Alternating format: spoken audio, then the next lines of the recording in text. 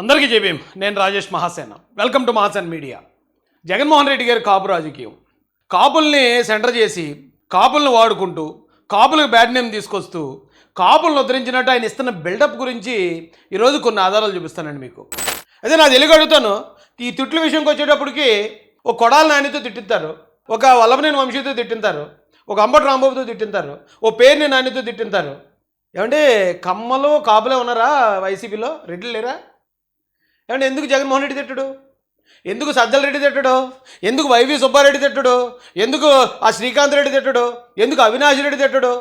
ఎందుకు మిథున్ రెడ్డి తిట్టడు? ఎందుకు పెద్దిరెడ్డి రామచంద్రరెడ్డి తిట్టడు? వాళ్ళు ఎందుకు తిట్టరు? నొప్పి వాళ్ళదే కదా. అసలు ఈ జరుగుతున్న అన్ని అంశాల మీద అయితే బాధ్యులు వాళ్ళే కదా. ఒకవేళ వీళ్ళు ఎవరైనా విమర్శిస్తే అది వాళ్ళకే కదా తగులుతుంది, వాళ్ళే కదా ఓనర్స్. వాళ్ళ తిట్టకుండా వీళ్ళతో ఎందుకు తిట్టుతున్నారు?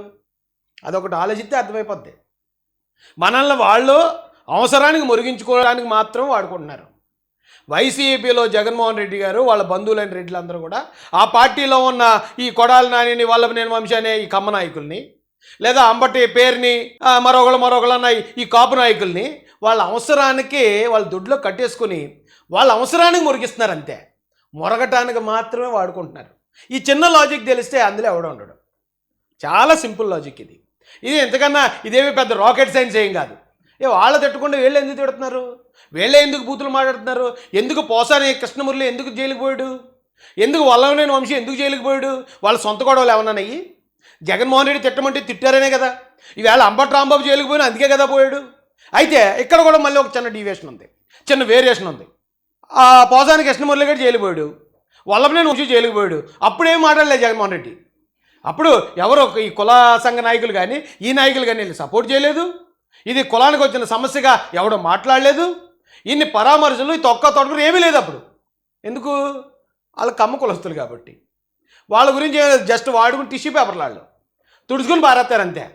కానీ ఇక్కడ అంబటి రాంబాబు విషయంలోకి వచ్చేటప్పటికి దీన్ని కాపు సమస్యగా, కాపు కులానికి కమ్మ కులానికి ఇది సమస్యగా క్రియేట్ చేయడానికి ఎంత తాపత్రయపడుతున్నారు జగన్మోహన్ రెడ్డి గారు. అర్థమవుతుందండి మీకు? అయితే కాపు నాయకులను ఎలా వాడుకున్నారు జగన్ గారు? చంద్రబాబు నాయుడు గారు కాపు ద్వేషి, కాపు ద్రోహి అని చెప్పి చిత్రీకరించడానికి మాట్లాడుతున్నారు. చంద్రబాబు నాయుడు గారు కాపులకు ఇచ్చిన వాల్యూ ఏంటి, జగన్మోహన్ రెడ్డి గారు కాపులకు ఇచ్చిన వాల్యూ ఏంటి ఒకసారి మాట్లాడుకుందామండి. రండి మాట్లాడతారండి. నేను ఇక్కడ పవన్ కళ్యాణ్ గారు ఫోటో పెట్టింది ఆయన ఒక కాపు నాయకుడిగా చెప్పడానికి అయితే కాదు. జనసేన పార్టీ అధ్యక్షుడైన ఆయన పార్టీలో అన్ని కులాల వాళ్ళు కూడా ఉన్నారు. ఒకప్పుడు నేను కూడా ఆ పార్టీకి అభిమాని, ఆ పార్టీలోకి వెళ్ళాలని నేను ప్రయత్నించినోడ్నే. కానీ ఇక్కడ ఎందుకు పెట్టానంటే ఆయన పుట్టిందైతే కాపు కులంలోనే కదా, ఆ కులాన్ని అయితే ఎవరు చెరపలేం కదా. జస్ట్ ఒక చిన్న వేరియేషను. ఇప్పుడు మీరు జగన్మోహన్ రెడ్డి గారిని చూడండి, ఆయన ముద్రగడ పద్మనాభం గారిని వాడిన వాడకం నాకు తెలిసి ఆయన్ని మొత్తం కాపు కులం నుంచి మొత్తం ఆయన్ని ఎరేజ్ చేసి పారేసిందండి, చెరిపేసింది. గతంలో కాపు ఉద్యమం జరిగింది, తుల్లో మీటింగు. ఆ మీటింగ్లో గొడవ చేయడానికి జగన్మోహన్ రెడ్డి గారి బ్యాచే అటువైపు నుంచి రాయలసీమ నుంచి వచ్చింది, వాళ్ళే ట్రైన్ తగలబెట్టారని ఒక విమర్శ అయితే అప్పుడు నడిచింది. జస్ట్ నువ్వు ఉద్యమం చేయి, నువ్వు ఒక మీటింగ్ పెట్టు, మొత్తం అంతా మేము చూసుకుంటాం అని చెప్పుంటారు జగన్ గారు. మొత్తం అంతా ఆయన చూసుకుని తగలబెట్టించాడు. ఆ రోజున కేసులు ఇరుక్కున్నది ఎవరండి? అందరూ కాపు నాయకులే. ఆ రోజున ఆయన చేసిన పనికి మరి గవర్నమెంట్ చుట్టూ ఊరుకోదు కదా. ఏంటంటే ట్రైన్ తగలబెట్టారేంటి, ఎలాంటి పోలీసులు అదుపులో తీసుకుంటే అప్పుడు ఆ ముద్రగడ పద్మనాభం గారి ఇంటి మీద పోలీసులు కూడా జగన్ గారికి అనుకూలంగా మార్చుకున్నారు. అప్పుడు కూడా ముద్రగడ గారికి ఆయన సపోర్ట్ చేసింది ఏమీ లేదు.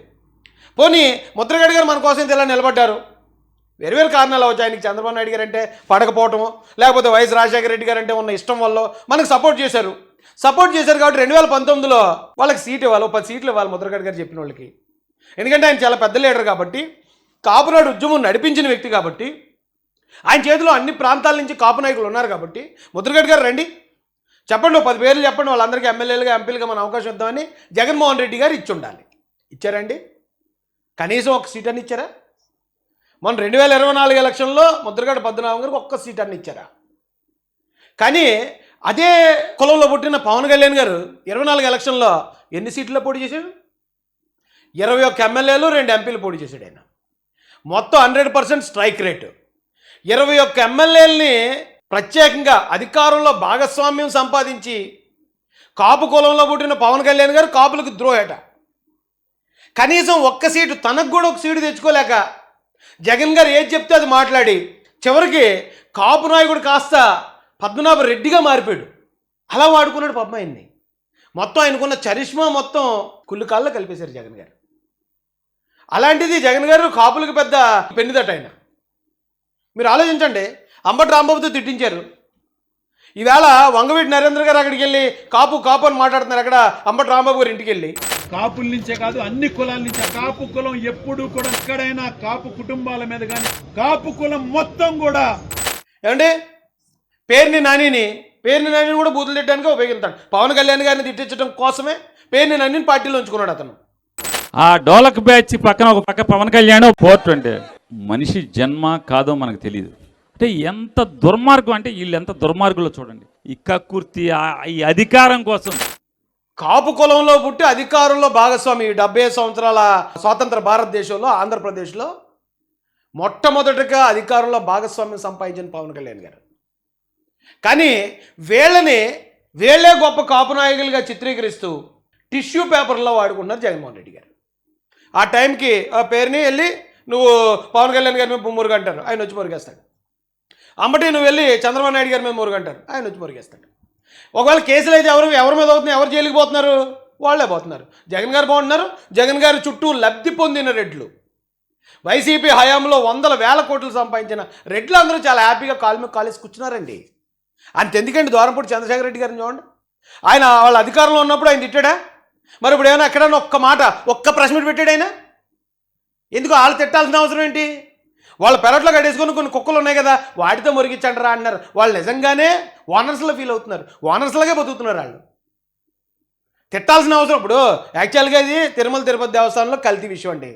అక్కడ చైర్మన్లు ఇద్దరు రెడ్లే, ఒకటే బొమ్మన కరుణాకర్ రెడ్డి, 2 వైవి సుబ్బారెడ్డి. పోనీ అక్కడ ఎవరైనా ఇద్దరులో ఒకరన్నా కాపు ఉంటే అయ్యా మా కాపుని ఇలాగ అన్నారే చైర్మన్గా చెప్తే మా కాపు మీద ఎలాగ అంటారా అని అంబటోడుకో లేకపోతే మరోడు కోపం వచ్చిందంటే ఎంతో కొంత అర్థం చేసుకోవచ్చు. అక్కడ చేసిందేమో ఇద్దరు రెడ్లా, కుంభకోణం అంతా వాళ్ళ చేతిలో జరిగిందా, డబ్బు అంతా వాళ్ళకి ట్రాన్స్ఫర్ అయిందా? ఇక్కడ తిట్లు తినేది, దెబ్బలు తినేది, అలాగే జైలుకి పోయేది అంబటి రాంబాబా. ఇదేమి న్యాయం అండి? జగన్మోహన్ రెడ్డి గారేమో పవన్ కళ్యాణ్ గారి మీద ఉపయోగించడానికి ముద్రగడ పద్మనాభం గారిని ముందు పెడతారా? కానీ ఆయనకి 2024లో ఒక సీటు కూడా ఇవ్వరా? పోనీ ఇప్పుడేమన్నా ఇచ్చారంటే వాళ్ళ అబ్బాయికి ఇచ్చారు, మా నియోజకవర్గమే. ముద్రగడ గిరి గారికి జస్ట్ ఇన్ఛార్జ్ ఇచ్చారంతే. పోనీ ముద్రగడ పద్మనాభం గారికి మళ్ళీ ఇప్పుడు కూడా కనీసం 29లో అన్న మీ తరపున నాయకులు ఉన్నారు కదండి, ఓ 10 మందికి ఇస్తామని ఇప్పుడు కూడా లేదు. ఒక్క సీటు ముద్రగడ గారు సాధించింది, ఒక్క ఎమ్మెల్యే సీటు. అంబటి రాంబాబు సాధించింది ఒక్క ఎమ్మెల్యే సీటు. పేరుని నాని ఒకవేళ అతను ఆల్రెడీ చాలా ఎక్కువ మంత్రిగా చేసినప్పుడు చాలా నోరు పారేసుకున్నప్పుడు కనీసం ఏమండి నాకు ఒక సీటు ఇవ్వండి, మా అబ్బాయికి ఒక సీటు ఇవ్వండి అని 2 సీట్లు తెచ్చుకోలేపాడు. వాళ్ళ అబ్బాయికి సీటు ఇవ్వాలంటే ఇతను రాజకీయాల నుంచి వైదొలిగాడు, రిటైర్మెంట్ ఇచ్చాడు. ఎందుకంటే 2వ సీటు అడిగితే నువ్వు ఎక్కడ ఉండాలో అక్కడ ఉండు, ఎక్కడ కట్టానో అక్కడ ఉండు, అంతేగాని నువ్వేంటి ప్రశ్నిస్తావు అంటాడు జగన్మోహన్ రెడ్డి గారు.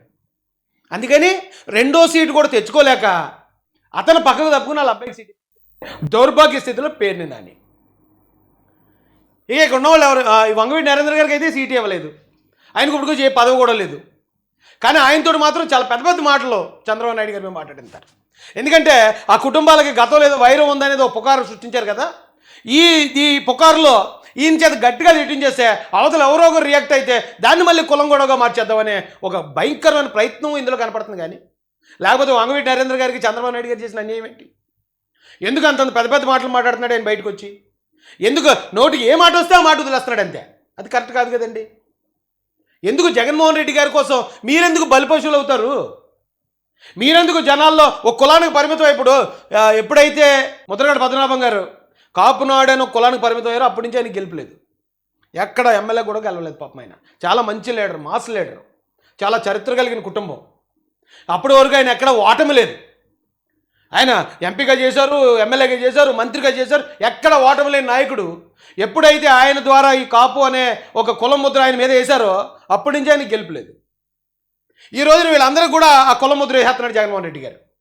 అంటే జగన్ ఒకవేళ ఆయన సీట్ ఇస్తేనే వీళ్ళకి లైఫ్, ఆయన సీట్ ఇవ్వలేదనుకోండి ఇక వీళ్ళు వేరే పార్టీ తీసుకునే పరిస్థితి ఉండదు. ఒకవేళ వీళ్ళు పోటీ చేసిన లేదా కులం అన్నారు కదా అని ఇతర కులాలు ఓట్లు వేసే పరిస్థితులు. అంటే లీడర్షిప్ని మొత్తం ఖతం చేసి పారేస్తున్నాడు.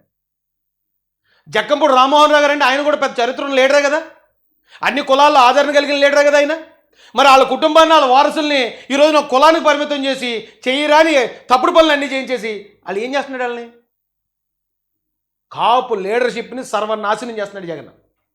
కానీ చంద్రబాబు నాయుడు గారి విషయంకి వచ్చేటప్పటికి అలా కాదండి. ఇవాళ ఒక ఎగ్జాంపుల్ చూపిస్తాను రండి మీకు. ఇది చూడండి, బడ్జెట్ ప్రవేశపెట్టారు. ఎవరున్నారు సెంటర్లో? పవన్ కళ్యాణ్ గారు సమర్థుడు, డౌట్ లేదు. ఆయన పొత్తు కూటమి గెలుపుకి ఖచ్చితంగా ఉపయోగపడింది, అందులో కూడా డౌట్ లేదు.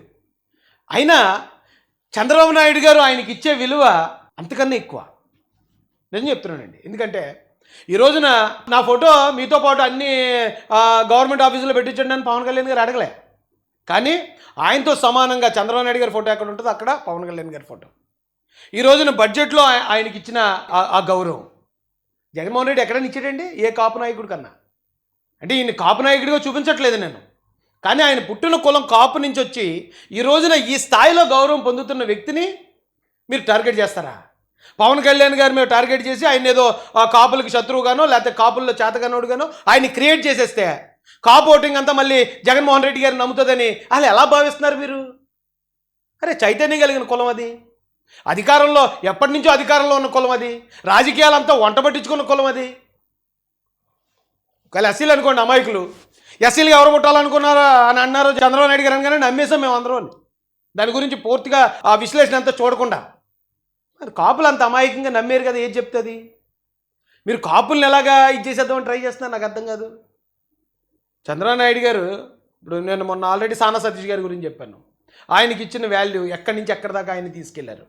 ఏమంటే నిమ్మల రామానాయుడు గారు చంద్రబాబు నాయుడు గారు ఇద్దరు అన్నదమ్ములా అనిపిస్తుంది.